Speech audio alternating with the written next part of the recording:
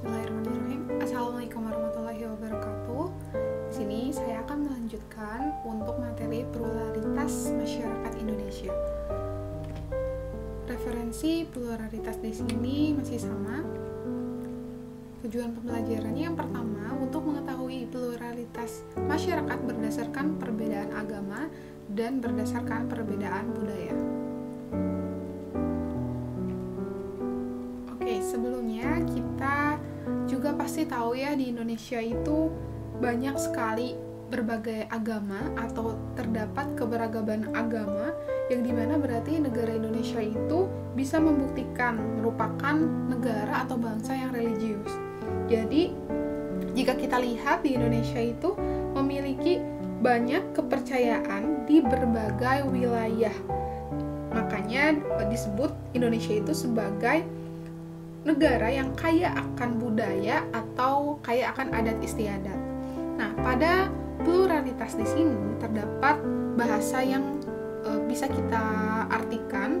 Plural itu berarti dari bahasa Inggris yang artinya adalah jamak, dan sedangkan pluralitas itu merupakan kemajemukan. Berarti pluralitas masyarakat Indonesia ini memiliki arti yang sama dengan kemajemukan masyarakat Indonesia. Nah, kemudian setelah kita mengetahui atau kita tahu ternyata banyak ya keragaman Indonesia, agama-agama yang ada di Indonesia, dan coba deh kita lihat di lingkungan kita atau di tempat tinggal kita. Mungkin kita pernah ngelihat ada orang atau tetangga kita yang memiliki agama yang berbeda dengan kita. Nah, kalau kita melihat itu, bagaimana cara orang tersebut dalam misalnya sembahyang atau dalam mengerjakan sesuatu untuk menyembah ke agamanya, seperti itu kemungkinan, dan pasti di situ banyak sekali perbedaan. For example adalah saya agamanya adalah Islam. Nah, umat Muslim ini saya melihat ke berbagai agama itu dengan berbeda, itu wajar. Kenapa saya katakan wajar? Karena setiap agama itu pasti punya berbagai tuntutan yang berbeda, punya cara melaksanakan persembahyangan itu atau upacara keagamannya itu berbeda. Dan cara saya memahaminya adalah sangat penting, karena untuk apa? Untuk mengetahui, untuk menghargai, untuk bertoleransi antar perbedaan agama tersebut. Jadi di sini saya melihat agama lain yang sesama atau yang bukan Muslim, yang tidak sesama dengan agama yang saya peluk. Nah, di sini saya melihatnya itu untuk menghargainya, untuk bisa bertoleransi. For example, misalnya saya sedang melaksanakan sholat Idul Fitri. Nah, di masjid dan di tetangga saya itu ada yang beragama bukan Islam. Nah, di situ yang non Muslim itu ia sangat berpengaruhnya. Mereka tidak melakukan hal-hal yang di luar nalar gitu. Jadi for example, mereka menciptakan keamanan dan mereka juga membantu untuk saling menghormati antar agama. Jadi di situ pada saat kita Muslim itu sholat Idul Fitri, nah para pemeluk agama lain itu membantu seperti menciptakan suasana itu supaya sholat kita itu ya aman gitu. Nah, itu adalah salah satu cara agar kita bisa menghargai, kita bisa bertoleransi antar agama yang lain. Namun meskipun misalnya bukan berarti kita itu mencampur adukan ajaran agama, jadi bukan berarti agama lain juga mencampur adukan agama mereka dengan agama Muslim, bukan seperti itu. Tapi maksudnya adalah agama Muslim, for example seperti tadi kita sholat Idul Fitri dan yang lain itu seperti apa? Menghargai, mereka menghormati pada saat kita sedang sholat Idul Fitri. Nah, di situ juga berarti menciptakan keamanan, kenyamanan umat-umat yang beragama lain dalam beribadah. Jadi bukan berarti ini itu mencampur adukan ajaran agama, bukan berarti seperti itu.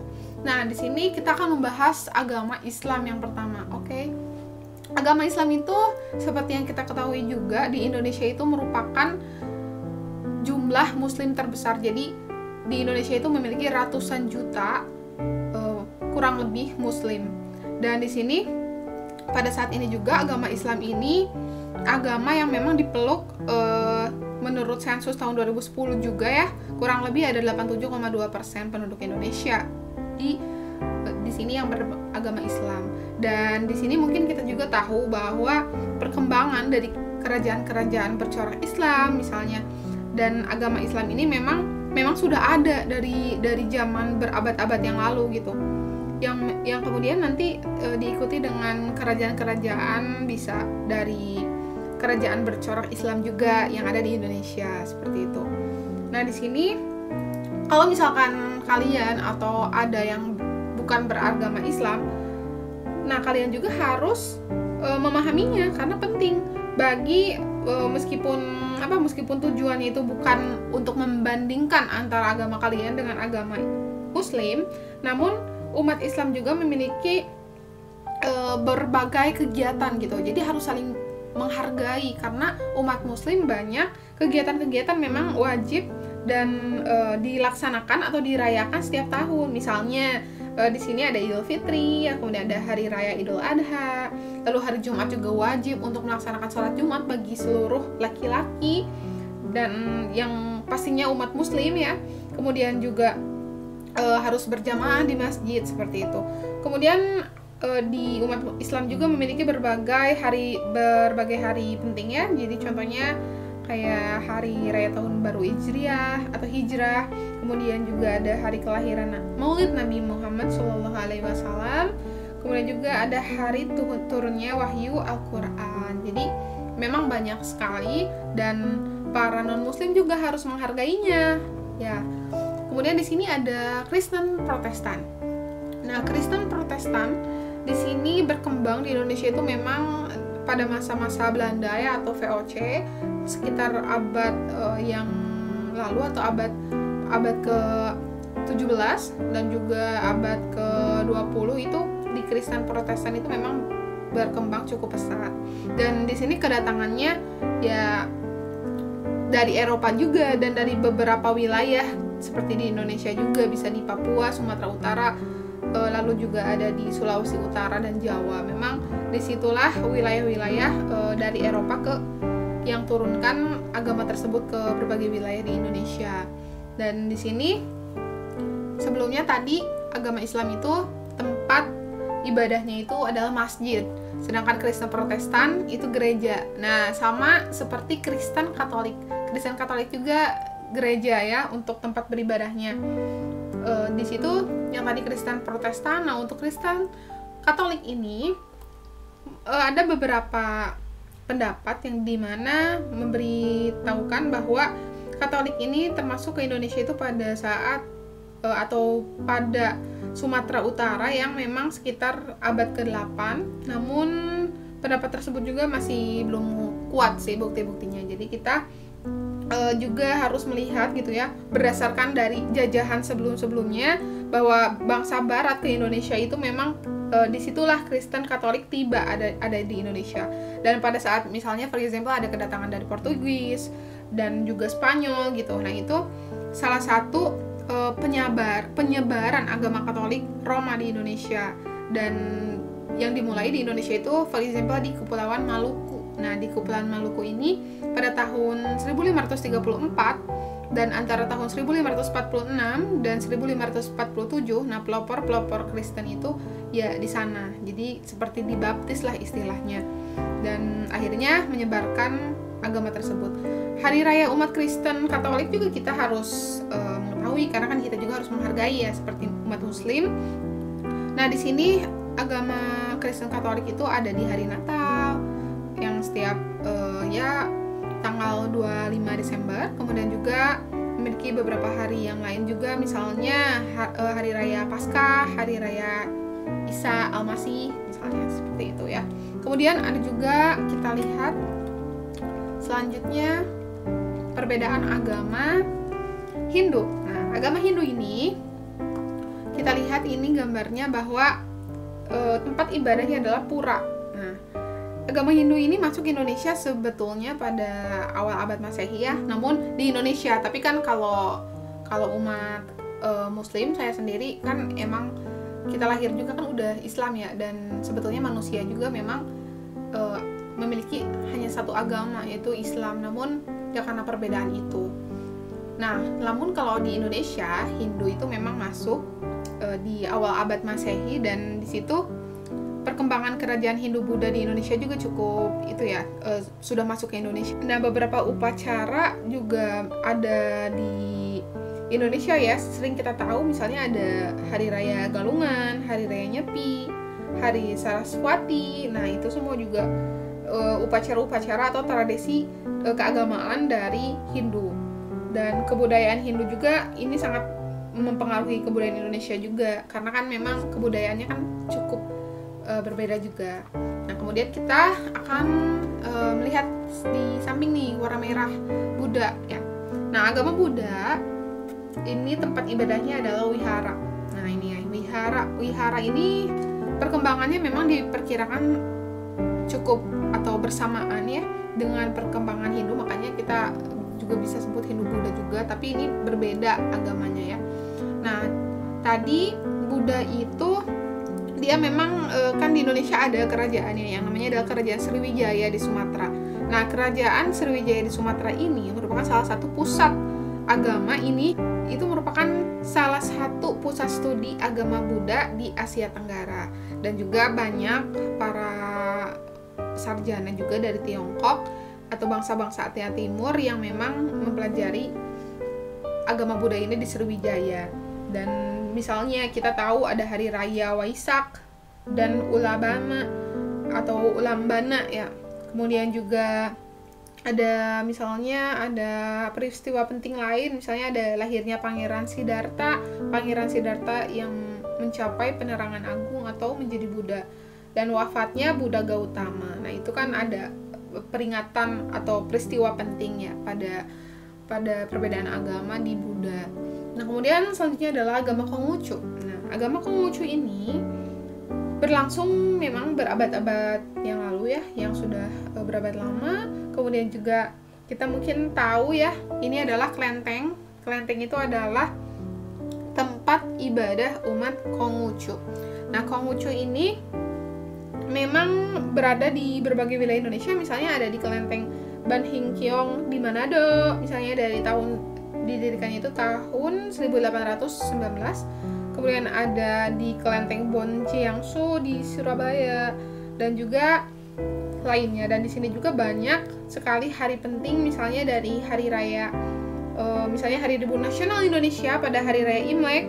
Dan memang Konghucu ini sudah ada pada beberapa abad yang lalu. Jadi kita juga harus menghargainya ya pada beberapa peristiwa penting umat Konghucu yang memang sudah berkembang sejak masa praaksara. Oke, kemudian perbedaan budaya. Ternyata selain perbedaan agama, di sini juga ada perbedaan budaya yang memang kebudayaan itu akan menjelaskan adanya kayak bentuk-bentuk gitu. Jadi ada kultur masing-masing. Nah, sebelumnya kita tahu budaya itu apa sih? Nah, budaya atau kebudayaan itu menurut Koe Jeningrat itu menjelaskan bahwa kebudayaan itu dari Sanskerta budaya, berarti bentuk jamak dari budehi atau budi atau kekal ya.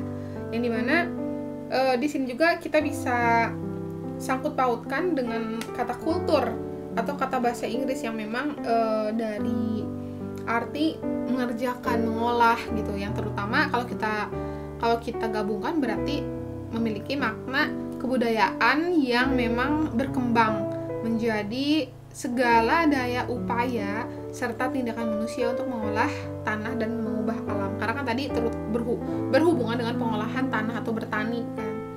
Ya itulah arti dari budaya itu sendiri. Dan banyak sekali ya arti-arti yang bisa kita tahu, kita bisa dapatkan wawasan dari Koen Jeningrat, dari E.B. Taylor, Linton ya, yang mungkin kalian juga harus baca. Oke, next kita akan mengetahui memang bagaimana sih cara-cara kita dalam melihat hasil-hasil dari budaya di Indonesia terutamanya. Nah, di sini ada gagasan menurut sosiolog Gigi Hollingman, itu terdapat 3 wujud budaya, yaitu gagasan, tindakan, dan karya. Nah, gagasan atau disebut juga sebagai wujud ideal ini berbentuk kumpulan ide, gagasan, nilai, norma, dan peraturan, yang dimana letak ide atau gagasannya itu adalah ada di pikiran kita. Jadi letak ide dan gagasannya itu ada di pikiran manusia. yang memang dapat dilihat kalau ide itu akan dituliskan atau dikaryakan dalam sebuah karya tulis, atau misalnya karya-karya yang memang bisa kita lihat gitu. Jadi di sini bisa kita raba, bisa kita lihat seperti itu. Dan di sini wujud kebudayaannya juga bisa dari misalnya for example dari buku-buku karangan gitu ya, para penulis. Nah, seperti itu. Jadi kita bisa terkesan itu kita melihat dan kita bisa membayangkan. Nah, dan juga perbedaan budaya yang selanjutnya adalah aktivitas atau tindakan. Nah, berarti di sini aktivitas itu merupakan wujud adanya kebudayaan, yang dimana di sini juga bisa disebut sebagai sistem sosial karena adanya tindakan dari manusia itu sendiri di dalam masyarakat. Berarti kan ada aktivitas manusia, misalnya ada interaksi, for example kita bergaul lah sama manusia lain gitu, kita ngobrol, kita berkontak. Nah, itu adalah berupa aktivitas atau tindakan kita dalam masyarakat itu sendiri. Jadi kita kan manusia dalam suatu masyarakat, kita memberikan tindakan, kita memberikan aksi gitu. Dan di sini juga kita berarti bisa melihat apa? Kita bisa melihat, kita bisa mendokumentasikan juga. Ya, kita bisa melihat sehari-hari kita itu kita lagi ngapain sih? Kita bisa didokumentasikan nih dalam bentuk apa? Misalnya dalam bentuk file, tulisan, atau foto seperti itu. Dan itu aktivitas yang berarti kita lakukan gitu. Kemudian artefak atau karya. Nah, artefak ini adalah wujud dari kebudayaan fisik juga yang berupa dari aktivitas kita, dari perbuatan kita, karya-karya yang mau kita berikan apa sih sebagai seorang manusia gitu.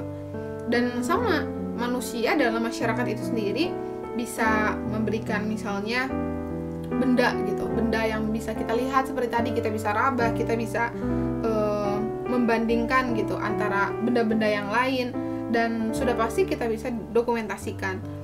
Dan itu adalah perbedaan antara budaya yang memang bisa dilihat dari 3 wujud budaya, yaitu gagasan, tindakan, dan juga artefak atau karya. Oke. Nah, selanjutnya adalah unsur kebudayaan atau budaya universal.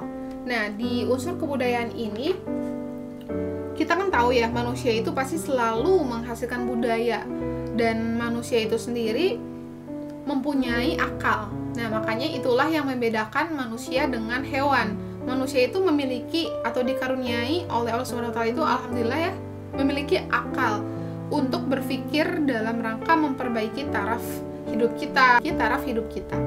Jadi untuk meningkatkan standar atau untuk meningkatkan kehidupan kita. Nah, jadi perbedaannya kalau misalnya hewan itu menggunakan naluri. Ya, jadi naluri yang memang sifatnya itu statis atau menetap. Dia akan membuat, for example, burung akan membuat sarang di tempat suatu pohon atau di pohon manapun yang berbeda dengan yang ukuran yang sama gitu, dengan tempat yang sama, dengan sarang yang sama gitu, atau misalnya ukuran sarang yang sama. Sedangkan kalau manusia itu dia dinamis atau sering berubah-ubah. Sebagai contoh misalnya ya tadi ya, kalau rumah manusia berarti kan sudah melihat, oh ini kayaknya kurang pas nih rumahnya, atau harus dicat nih. Jadi kan unsur dari sana aja udah kelihatan bahwa manusia itu memang sangat berbeda, karena manusia itu dinamis, tidak statis. Dan ya kalian juga ya jangan selalu berharap lah untuk manusia, karena kehidupannya memang sering berubah-ubah. Nah, lalu ada juga dari Konsen-Jarningrat yang memiliki 7 unsur kebudayaan yang memang membantu agar kita bisa memahami, oh ternyata kebudayaan itu seperti ini ya gitu. Nah, di sini makanya disebut sebagai budaya universal. Yang pertama adalah peralatan dan perlengkapan hidup manusia. Ya, for example, kita pakai pakaian, kita punya rumah, kemudian juga ada alat-alat rumah tangga, kita bisa masak, kita bisa makan gitu kan. Misalnya ada piring seperti itu. Lalu juga kita bisa menggunakan senjata, ada senjata yang khusus misalnya. Kemudian ada alat-alat produksi, transport dan sebagainya. Ya, seperti mobil, motor, itu semua kan nggak cuma kekayaan kan, karena itu berupa kebutuhan yang memang harus dipenuhi gitu. Jadi tidak semerta-merta itu berupa kekayaan yang wah gitu, karena kan itu memang kebutuhan. juga gitu. Lalu selanjutnya adalah mata pencarian hidup dan sistem-sistem ekonomi. For example, pertanian, lalu adanya sistem produksi, ada distribusi, yaitu kan merupakan ekonomi, sistem ekonomi yang memang diperdagangkan gitu.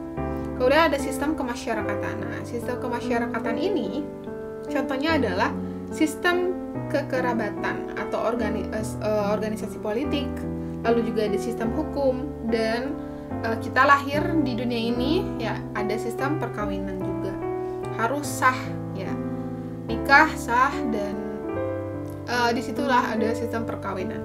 Kemudian ada bahasa bisa lisan, bisa juga tertulis, sesuatu hal juga bisa digunakan dari bahasa ya, bisa mempengaruhi orang dari bahasa atau dari tulisan, dan itu tergantung apakah orang tersebut ingin menggunakan cara yang mana. Dan di sini juga bisa sebagai bahan komunikasi ya. Kemudian kesenian. Kesenian misalnya kita sering nyanyi, seni suara, kita suka gambar-gambar, seni rupa, kita suka dance misalnya, seni gerak ya atau sebagainya. Dan di sini kesenian itu cukup populer juga, tapi jangan yang terlalu berlebihan juga ya.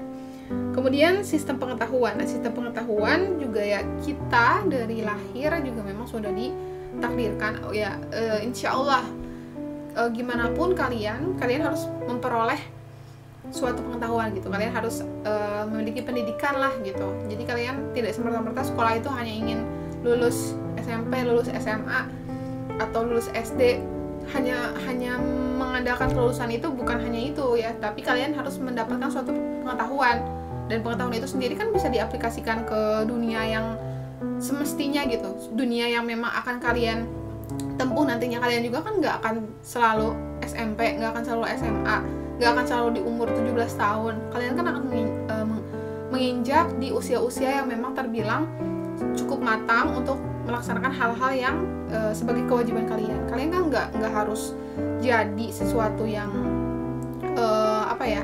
kalian mau jadi artis misalnya, kalian mau jadi guru, kalian mau jadi dokter, kalian mau jadi insinyur, direktur, dan lain sebagainya, tanpa kalian capai mimpi-mimpi sebelumnya. Yaitu dari sekarang kalian masuk dulu SD, SMP, kemudian SMA, kalian kuliah atau langsung kerja sekalipun ya, kalian juga di mana gitu, kalian sendiri yang menentukan. Karena orang yang bisa bertanggung jawab untuk pendidikan, orang yang bisa bertanggung jawab pada future, pada masa depan kalian ya hanya kalian sendiri gitu. Jadi kalianlah yang memang memerlukan pengetahuan itu, dan kalau kalian memang sudah matang, kalian sudah cukup untuk menguasai pengetahuan itu, nah disitulah kalian bisa memberitahu kepada orang sekitar, kepada lingkungan kalian, for environment. Kalian bisa menjelaskan hal-hal yang memang positif untuk orang lain. Seperti itu. Kemudian religi. Religi di sini berarti ada sistem kepercayaan. Kita nganut apa sih? Memang kan pada dasarnya bahasa dan juga keagamaan itu sudah kita anut dari kita lahir, dan di situ juga ya kita lahir, orang tua kita agama apa. Nah, kita juga akan menganut agama yang samakah atau agama yang berbeda.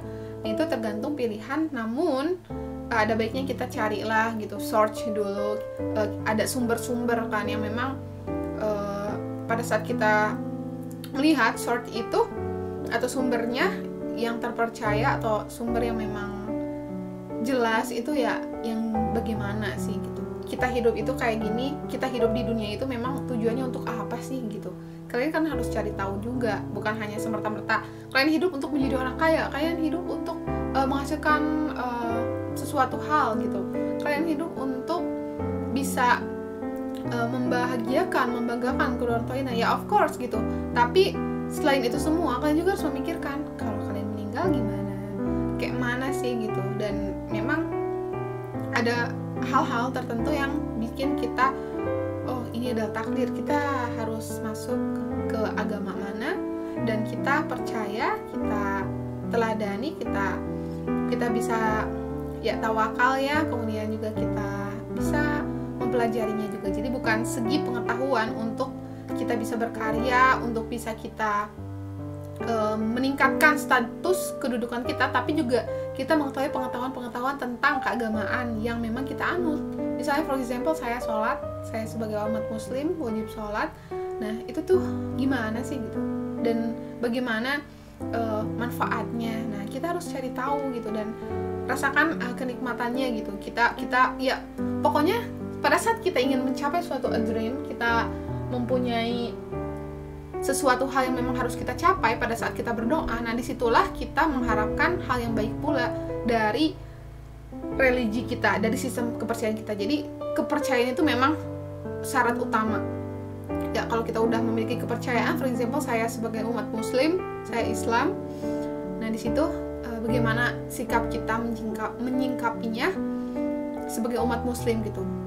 Gimana sih gitu cara kita bermanfaat untuk orang banyak, cara kita untuk memberikan hal-hal atau solusi untuk orang yang bermasalah, untuk orang yang memang membutuhkan teguran, membutuhkan ya seperti halnya diri kita ya, kita kan tidak lepas dari dosa ya, dan disitulah kita selalu mengucap kata istighfar ya, astagfirullahaladzim. Nah seperti itulah kita harus belajar dari masa-masa yang sudah terlewati dulu ya, jangan buang-buang waktu lah intinya. Dan di sini kita hidup juga pasti punya tujuan ya, tujuannya untuk saya sendiri sebagai umat muslim untuk mencapai jalannya ridhonya Allah, ke surganya Allah Subhanahu wa taala ya. Oke. Amin. Ya, kita lanjutkan dengan pengaruh dari perbedaan kebudayaan. Nah, kita tahu ternyata banyak sekali perbedaan budaya yang memang kita anut di Indonesia. Ya, budaya-budaya tersebut perbedaannya atau pengaruh dari perbedaannya itu apa sih? Nah, kita lihat pertama, ada perbedaan lokasi. Nah, lokasi-lokasi di Indonesia aja, contohnya di misalnya ini ya. Nah, kita lihat di sebelah kanan. Nah, di sebelah kanan ini ada gambar kerang, sedangkan di kanan atas ya gambar kerang-kerangan. Nah, sedangkan di kanan bawahnya kayak ini jam tangan, terus juga ini buatan kayu. Ya, for example ini buatan-buatan kayu lah. Nah, ini adalah perbedaan kebudayaan di wilayah pantai dan juga gunung. Jadi kan biasanya kalau di pegunungan itu kan yang berbahan dasar kayu-kayu ya, dan ini sungguh bagus banget gitu. Masya Allahnya ada jam tangan dari kayu gitu ya, ya bagus. Dan ini juga kebudayaan yang bagus ya. Jadi kita ke pantai, ini yang gambar atasnya banyak kerang-kerangannya, itu ciri khasnya gitu. Memang kalau di pesisir pantai itu memang kerajinannya itu ya kerang-kerangan ini, berbeda dengan pegunungan. Kalau di gunung kan ya sifatnya dengan bahan-bahan dari kayu. Sedangkan yang sebelah kiri kita lihat, nah kita bandingkan dengan bentuk rumah-rumah yang ada di Indonesia, di Kalimantan dan juga di Jawa. Nah ini Jawa Timur ya. Nah Jawa Timur ini bentuknya ya cukup bagus ya.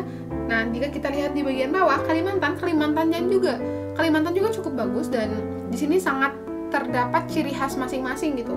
Di bagian Jawa, di sini adanya perbedaan kebudayaan. Kalau yang tadi kan kerajinan, kalau yang sebelah kiri ini adanya perbedaan meskipun sama-sama bagus bentuk rumahnya, tapi perbedaan kondisi di Jawa sama Kalimantan itu kan memang beda juga alamnya ya kan. Alamnya beda, yang memang menyebabkan adanya perbedaan kebudayaan yang berbentuk adalah rumah. Jadi rumah adalah bentuk kebudayaan di Kalimantan dan Jawa, perbedaannya ya, bentuknya juga beda. Dan di sini juga biasanya kan kalau di kerajinan-kerajinan ya kita sering lihat gitu, bukan cuma di pesisir pantai atau di pegunungan, ya di wilayah-wilayah atau di negara lain juga kan memang ada khasnya gitu, ada ciri khasnya, dan kita harus takjub kepada dalam negeri terlebih dahulu kan. Oke.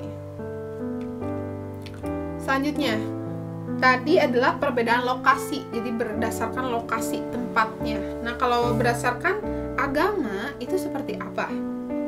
Oke, nah pada perbedaan agama ini atau keyakinan, memang pada zaman-zaman atau pada agama Hindu Buddha ya, itu memiliki atau meninggalkan hasil kebudayaannya berupa patung atau dan juga relief, yang dimana ada di candi. Kalau kita lihat ke Candi Borobudur, ada di dinding-dinding itu kan ada kayak relief, ada patung-patung kan. Nah di situ memang nggak bisa kita pisahkan gitu, karena itu kan memang sistem kepercayaannya, sistem kepercayaan Hindu Buddha gitu. Dan di situ mereka juga menganggap itu adalah tempat yang suci. Kemudian pusat-pusatnya juga kalau di Indonesia ada di Sumatera. Sumatera bisa di Riau, Jambi, atau Sumatera Utara gitu ya, Sumatera Barat, ada di Sumatera Selatan juga di Lampung.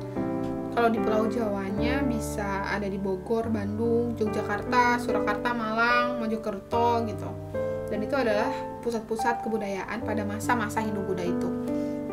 Sedangkan kalau kita lihat, ternyata pada masa perkembangan kerajaan Islam, hasil dari bangunan atau hasil dari relief patung-patung ini itu bergeser jadi seni ukir kaligrafi ya. Nah, di sini ini sebelah kanan atas adalah kaligrafi, kemudian juga bisa ada bangunan-bangunan masjid ya sebagai tempat beribadah umat muslim. Nah, ini adalah salah satu bentuk yang memang disebabkan karena adanya perbedaan budaya juga ya, karena faktor kayak adat istiadat, kebiasaan, tradisi gitu ya, dan tempat beribadah juga kan berbeda ya. Salah satunya adalah for example Islam itu adalah masjid ya, dan tempatnya ya hampir di seluruh dunia juga, dan memang hanya untuk bangunannya lah gitu, jadi kan ada perbedaan ya, seperti itu. Kemudian keragaman ini juga kita bisa lihat dari misalnya pakaiannya, dari lagu daerahnya, tarian daerah, rumah adatnya, alat musik daerahnya, atau alat musik apapun itu, seni pertunjukannya, hingga upacara adatnya pun kan ada perbedaan ya. Oke. Selanjutnya adalah saya akan memberikan kuis. Nah, kuis di sini yang pastinya berkaitan dengan budaya. Coba jawab bahwa apa sih peran keragaman budaya dalam pembangunan nasional. Oke, sekali lagi kuisnya adalah apa peran keragaman budaya dalam pembangunan nasional. Oke. Nah, kita akan beralih ke kesimpulan. Nah, sebelum kita ke kesimpulan, nah kita nanti akan membahas perbedaan suku bangsa ya di next video, di part selanjutnya. Jadi kalian selaku sebagai seorang penduduk Indonesia, nah kalian memiliki keragaman sosial budaya dalam bentuk misalnya perbedaan suku bangsa, bahasa, budaya, agama gitu ya. Nah, itu semua juga kita harus bisa menghargainya, menghormatinya. Kita harus bertoleransi antar umat juga. Nah, untuk mendukung keragaman sosial dan budaya sebagai modal dalam pembangunan nasional ini harus tercipta adanya interaksi yang positif dan menjunjung tinggi keberagaman sosial budaya. Jadi kan intinya kan kita harus bisa berinteraksi, tapi interaksinya yang hal-hal positif lah, dan kita harus tahu batasan antara umat tertentu dan umat tertentu ya. Jadi interaksi yang hal-hal positif tuh misalnya ya kerjasama gitu, ingin berusaha, ingin jadi pengusaha ya kerjasama antar individu ya, for example kayak gitu. Kemudian bangsa Indonesia juga harus senantiasa menjalin interaksi positif dan tentunya akan mengarahkan pada kerjasama untuk mencapai tujuan bersama, yang dimana itu akan menghasilkan tujuan pembangunan masyarakat Indonesia. Ya pastinya untuk menyukseskan diri kita sendiri lah selaku masyarakat Indonesia, karena kan siapa sih yang bisa membangun atau bisa mencapai pembangunan masyarakat Indonesia yang optimal ya kita sendiri. 20 tahun atau 10 tahun ke depan kita mau jadi apa, kita mau mendapatkan apa gitu, kita mau memberikan apa pada negeri kita gitu. Nah, selanjutnya perbedaan harus dikelola dengan baik, karena ini juga kan akan mendorong, jadi apapun hal-hal yang mau kita capai pasti kan ada prosesnya ya. Nah, proses itulah yang dimana kita harus kayak push gitu, kita harus ngedapetin itu gitu. Kita juga harus tahu hal-hal yang harus mendapatkan hal itu tuh apa. Nah, mungkin kalian juga akan mengetahuinya nanti setelah 1 tahun 2 tahun ke depan. Wah, ternyata saya itu harus lebih optimal nih dalam menguasai hal tertentu agar dream aku tuh tercapai, misalnya kayak gitu. Nah, di sini juga kalau kita lihat ya, ada lembaga-lembaga yang sebelumnya sudah kita pelajari pada mobilitas sosial. Nah, lembaga-lembaga tersebut juga sangat berpengaruh dalam mengelola perbedaan dan nantinya akan menghasilkan suatu kekayaan bangsa. Oke. Oke, terima kasih sudah mendengarkan dan sudah mempelajari materi ini. Nah, sebelumnya bisa kalian untuk cek video-video yang lain dan kalian tonton video-video yang lain ya, karena bukan hanya pembahasan ini saja.